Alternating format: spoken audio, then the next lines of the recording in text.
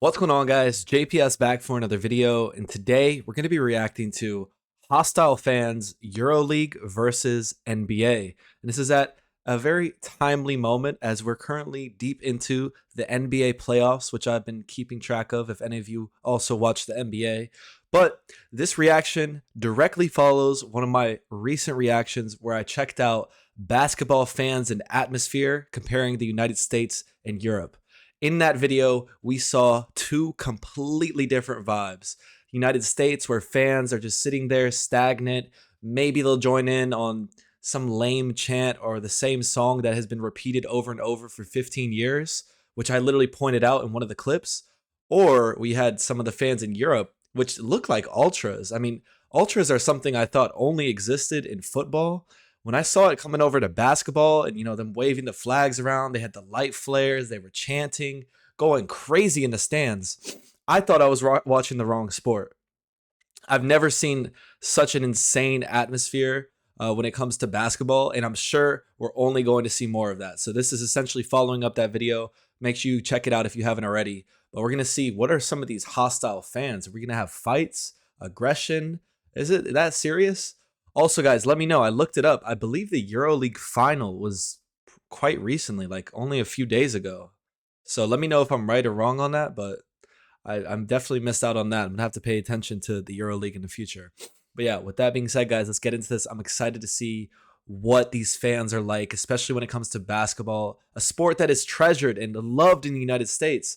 Yet our fans are just so lame at the games, bro. They just sit there like, it is what it is. Here we go. First clip already looks crazy. I mean, look at this. Like,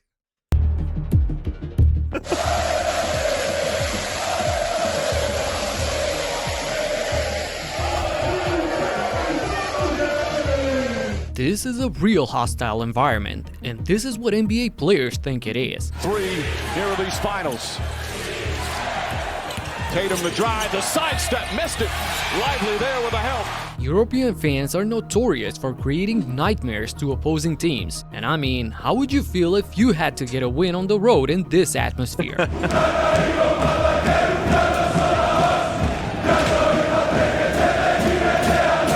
Fans in Greece made it snow inside the arena and delayed the start for a while. And Luka Doncic knows this all too well. There's some really tough crowds in Europe. I think especially Greece, Serbia, Turkey. I think those are the three really tough crowds to play in. It's hard to listen to your teammate right next to you because they cheer so loud. Speaking of Serbia, Red Star Belgrade fans caused an earthquake in the arena.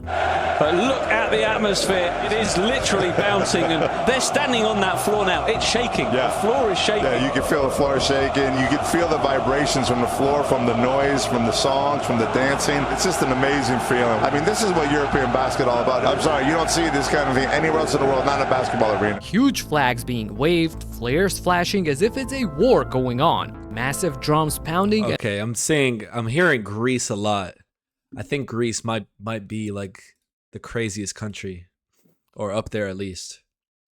But again, guys, I mean, these are indoor facilities we're seeing this in. I'm seeing smoke coming up. Those European players that come to the United States, it must be a cakewalk for them dealing with opponents, fan bases, and opposing fans.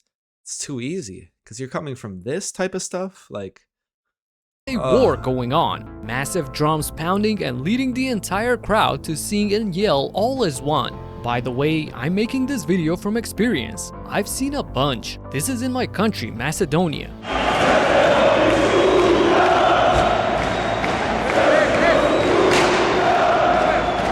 So, having witnessed a bunch of these absolutely wild scenes himself, when Nikola Jokic was asked about the pressure while playing on the road in the NBA, hold on, I gotta see that again. Oh my God. Nikola Jokic was asked about the pressure while playing on the road in the NBA, he just smiled and said this. I play in Serbia, brother. I play in Serbia, so I wish you guys can feel that. Things are on the topic of Jokic, guys, everyone in the United States, we all love the European players that come over, but Jokic is one of my favorites. When he gets interviewed, he's always so straightforward in his answers. Like he's just such a great person and player based off of what I've seen. We all adore the European players, guys. I gotta say that. Everyone is always talking about Jokic and his horses, or Luka doing his thing. Like I think those are the two most popular in the United States. But I know that there are a ton of European players in the NBA, and they really run it. Like you guys got a lot of talent funneling into our league. Things are so crazy in Serbia that even the players themselves are joining the fans. This is stunning. Just imagine LeBron or KD doing this.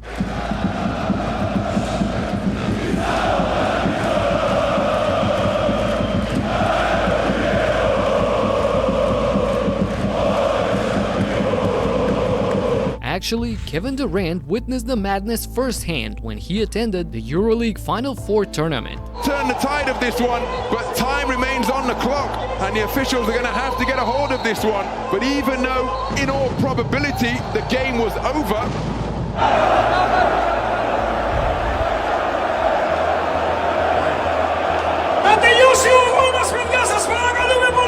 and I was shocked to find out that all of this chaos was just fans welcoming Evan Fournier to the team.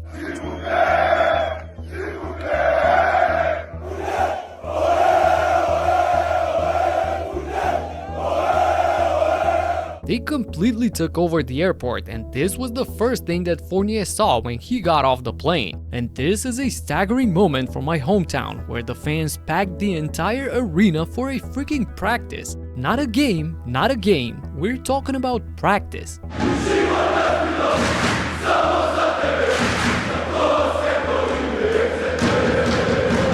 This immeasurable passion and love for the game is probably why Luka admitted that he watches way more Euroleague games than the NBA. I watch some NBA games, but I watch more Euroleague than NBA. But if it's a really good game and it's on TV, I'll watch it. And one-off spectacles like this exhibition game played in Belgrade. He's almost saying that as if like it's a burden to watch NBA games compared to EuroLeague. He's like, if it's on the TV, if it's good, then I'll watch it, I guess. I mean, I don't blame him though. And that clip of the player at the airport getting welcomed to the team, like that type of passion and love, you just don't see it in the United States. I'm not saying you don't have fans waiting for the team, when their bus is leaving. And maybe there would be people greeting them at the airport. But that clip he showed of them showing out for the practice like that, and even like every single clip like this, it's just like it doesn't exist in the United States. We don't have that same level of energy. And it makes me very jealous watching these clips, guys, I must say. Because going to NBA games is so boring. And I'm privileged to have been to a couple of NBA games. They're not that fun to go to. They're really not. It's the same thing every time. Under open sky are just flat out stunning.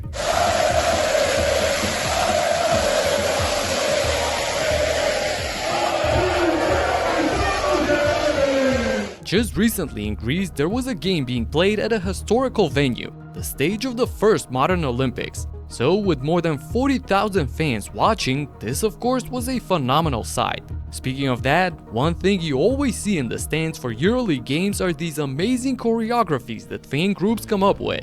It usually means something and sends a message to the opponents, but there are also examples like this one, partisan supporters paying respect to their coach, Željko Obradović. So when you see all of this, along with the shirtless fans screaming till their face turns red, you see the arena shaking and of course the flares lighting up, and compare that to an NBA game, it looks shockingly different. Tristan Thompson finds James. A lot of thunderous dunks here in the opening period. I don't know about this, but Rihanna just walked in front of me. Are you kidding me? What are you doing, man? Stay with the game. LeBron makes a spectacular play like this, and that's what you deal with? Yeah, what a play. You see the celebrities in the front rows, everyone looking posh, and the action from the crowd boils down to this. O'Neal snatches the board. O'Neal, a little too tough. Yeah, that's a tough one.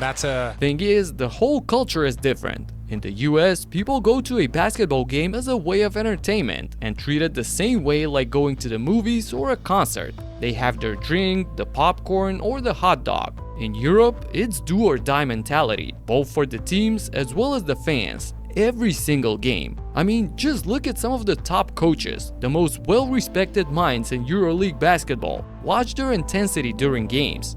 In your eyes, you're good guys. Fuck you, everybody. Fuck you, okay? You want me to repeat million times? Fuck you, Gigi Dotome.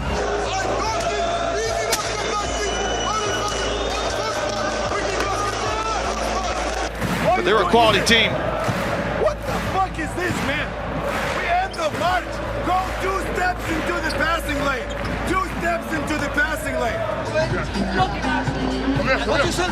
What you said? What you said, man? What you said? Shut up! What do you want, Costa? Now you ask me what to play, huh? So all the lines, you wait for me. Okay, all the lines, any one of you. You don't have this in the NBA. One, because they just don't function like that, but two, and possibly more important, because there is no way you yell like this to the franchise superstar that's worth $200 million. Yeah, in the United States, that would cause huge problems, especially with some of these players. Of course, LeBron is on the screen as I say this, but some players have big egos. And I feel like when it comes to sports in general, too, in the United States, like, there is like a level of courtesy. I don't really know what the word is, but there is a line that is drawn between the players and the coach.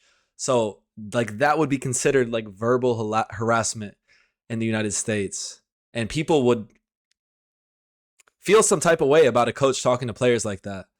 But I mean, at the same time, when that is like, when the culture is like that and that's the norm, you know, coaches are they're going to be very passionate and emotional because a lot more is on the line, which he explained comparing the EuroLeague to NBA.